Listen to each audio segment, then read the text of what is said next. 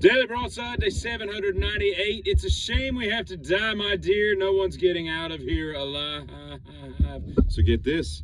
We're back on TikTok. I'll tell you another thing we should bring back is the guillotine. The guillotine, the what? Yeah, that's right. The French 1800s, I guess it was, way of executioning people.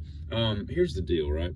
We're going to have to off people. It's just what we got to do. And the best way to do it, if you want to argue cost and efficiency and even saving some people some pain, if that's your proclivity towards whatever you feel about the death penalty, that pretty much severing the brainstem is probably the easiest way to do it. And here's the thing, right? It doesn't cost anything. I got some 6x6s, some 2x6s in the house. I could build a guillotine. All I need is the blade. So I would think you'd be able to build one of those things really overwell, like an egg. Overbuilt, well built, like that. It's overwell, overbuilt, overwell. Well built is what I'm trying to say. With a minimal amount of, because there's really nothing. It's just a blade. I don't know how much that blade weighs, but let's just say it weighs 40 pounds. You need some nice dynamic rope, I guess, and a pulley, a couple pulleys, and some 6x6s. Yeah, it's really not that much to it. You could probably build that thing for $700 with a really nice blade. And what do you got to do to maintain it? Not much. Is the rope good? Yeah. Is the blade sharp? Yep. All right, let's go. You use some nice structural screws nowadays, some GRKs, put that thing together. It ain't going nowhere. And then, you just have like a wicker basket involved in catching the heads. Or, better yet, hear me out, put that thing right next to a cliff and just let all the heads roll down into the valley. Because some kind of a spiritual awakening, the heads in the valley. You could call it Head Valley. Or, get this, put it next to a body of water and just let the heads just float off into the lake. Call it Head Lake. Head Lake sounds kind of cool. Let all the fish life and turtles and eels, whatever else lives in that place, just get there. But just eat all the heads, just like you wouldn't want to swim in it. It would turn into like some kind of cesspool, depending on how many people you killed. But here's the other thing, right? The guy, we haven't had that. France, obviously, that's their big thing, thus. The guillotine, they invented it and in whatever century, and they did it until 1977. Star Wars was out and they were still cutting people's heads off. It's kind of cool.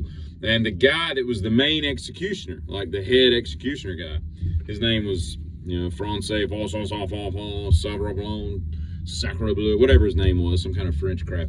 And he worked from 1958 to 1981, 1977, somewhere around in there, right? 20-some years, right?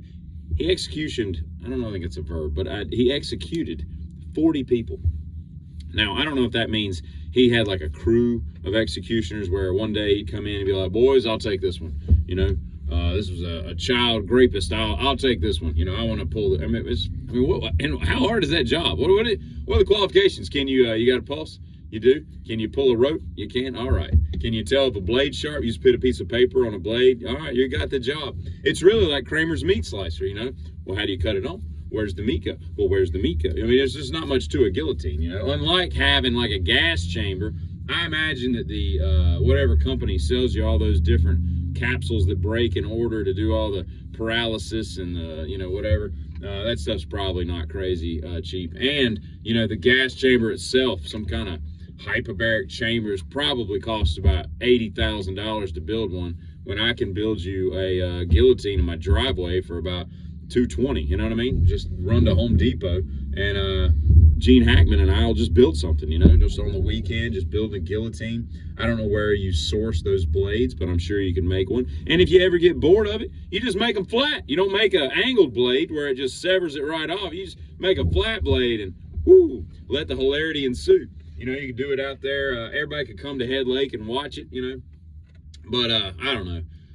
So I was just thinking about that as we think about bringing things back. I think that's a good thing to bring back. Another thing I'm excited about bringing back is today is the inauguration day.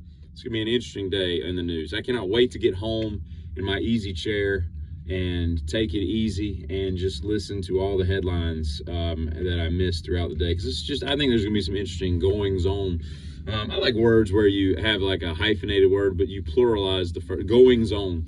Going ons, if that would be dumb. So anyway, but I'm excited about this. The prospect and the promise so far this will be one campaign promise that I will be pissed if he goes back on, is the JFK, the RFK, and the MLK, which is today MLK Day.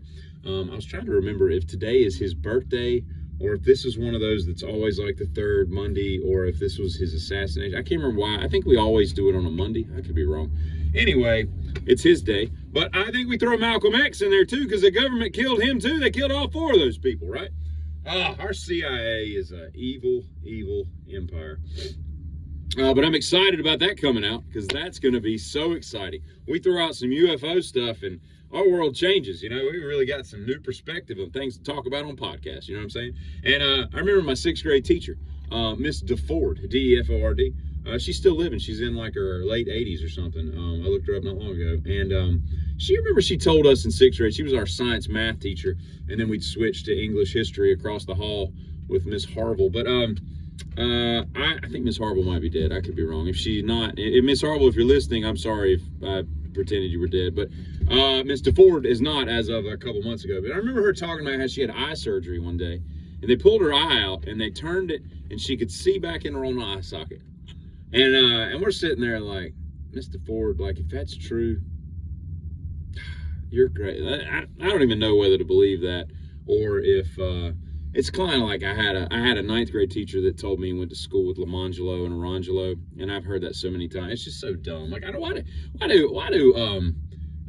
had my parents told me one time that they had some friends that went on vacation, and then when they got home, they developed their pictures, because we had 35 millimeter back then, and it was a picture of a toothbrush in someone's ass. And they've been brushing their teeth with it all. And I'm like, and I heard that later on in life. And I'm like, why did my dad told me that story. He made that up.